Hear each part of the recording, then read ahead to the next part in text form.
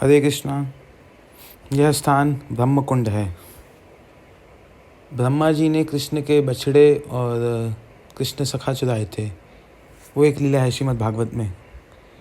वो लीला यहाँ पे बताने से बहुत बड़ा वीडियो हो जाएगा, इस वजह से अगर आप वो लीला सुनना चाहते हैं तो वो नेक्स्ट प्लेस के वीडियो में बताऊँगा।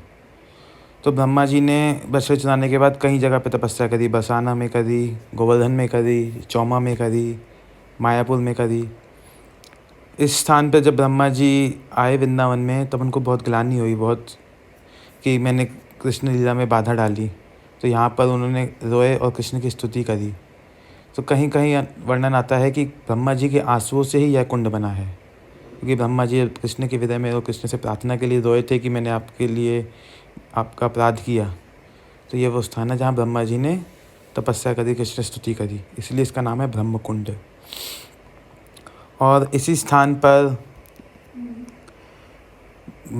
शिव जी को गोपेश्वर महादेव को जो गोपी जो रूप है वो यहीं प्राप्त हुआ, क्योंकि कृष्ण शिव जी क्या है, कृष्ण की रासलीला में अनुमति चाहते थे, परंतु कृष्ण रासलीला में कोई भी पुरुष का अधिकार नहीं था। तो जब वो वहाँ गए तो उन्होंने पूर्णमासी योगमाया जी से प्रार्थना करी कि मुझे कृष्ण की रासलीला देखनी है। तब पूर्णमासी योगमाया जी ने ही शिव जी को इसी कुंड में स्नान करवाया और गोपेश्वर गोपी रूप यहाँ से प्रदान किया। परंतु गोपी रूप तो प्रदान कर दिया था, लेकिन अब वहाँ उनको नाम नहीं पता, उनके पति का नाम नहीं पता। तो यह गोपेश्वर लीला जब गोपेश्वर महादेव की वीडियो बनेगी तब उसमें देखना। और इसी स्थान पे उनको गोपी रूप प्राप्त हुआ। और यही स्थान है जहाँ पर वृंदा देवी जी ने नारद जी को भक्ति का उपदेश दिया था। नारद जी को यहाँ नारदीय गोपी जो उनको भाव मिला था वो कुसुम सरोवर गोवर्धन में मिला था, लेकिन वृंदा देवी की कृपा से ही उन्होंने भक्ति क्या है, रासलीला क्या है, कृष्ण लीला क्या है, वो इसी स्थान पर वृंदा देवी जी ने नारद जी को दिया। और इसी स्थान पर जो बैजनाथ द्वारा जहाँ वृंदा देवी जी हैं, जो अभी काम्य वन में वृंदा देवी हैं, वो इसी स्थान पर उनको गोस्वामी जी को मिली थी।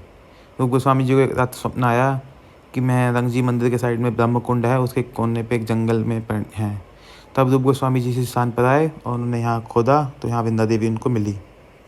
तो वृंदा देवी बाद में गोविंद देवी जी मंदिर में स्थापना करी, फिर वहाँ से अभी काम्य वन में है वो वृंदा देवी जी। और यह स्थान जहाँ कलमेती बाई जी ने तपस्या करी। कलमेती बाई जी कौन है? कुछ लोग जानते हैं, कुछ लोग नहीं जानते। कलमेती बाई जी राजस्थान में जयपुर के अंदर एक ज़िला है खंडेल ज़िला।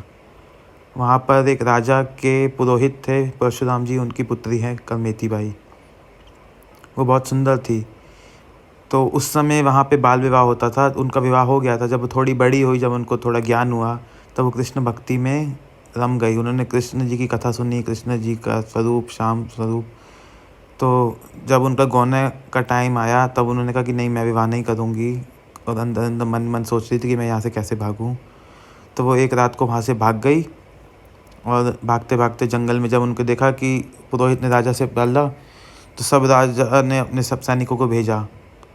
तो उस समय पूरे राजस्थान में, रेगिस्तान में कहीं पे भी जगह छुपने की नहीं थी। तो वहाँ एक ऊँट था।